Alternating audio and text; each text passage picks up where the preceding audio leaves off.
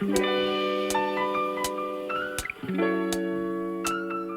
Oracle Jet's Auto MilQ helps you achieve professional-level, silky microfoam, whether you use dairy, soy, almond, or oat. Here's everything you need to know about milk texturing with Auto MilQ. Before you begin texturing, purge the steam wand for about 5 seconds by touching the milk icon. Touch it again to stop the steam. Let's start with learning how to adjust the milk temperature and texture for your chosen milk.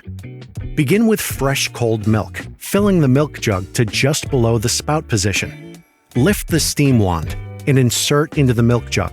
Lower the wand to be fully down. Under the milk icon, select your milk type: dairy, almond, soy, or oat. If using alternative milks to regular dairy, due to their fat and protein structure, these will require different steam pressure, temperature, and duration to create silky microfoam, ideal for latte art. While alternative milks are harder to texture and overheat easily compared with regular dairy milk, the Oracle Jet's Auto MilQ function makes milk texturing easier than ever. Adjust the milk temperature and the milk texture on the screen for your desired outcome. Whether you like a hotter coffee or need a lower temperature for your favorite alternative milk type, this function helps you achieve the perfect cup. To start texturing, touch the milk icon.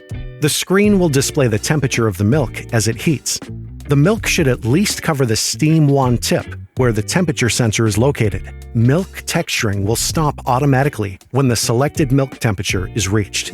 Lift the steam wand to remove the milk jug. Wipe the wand and tip with a clean, damp cloth.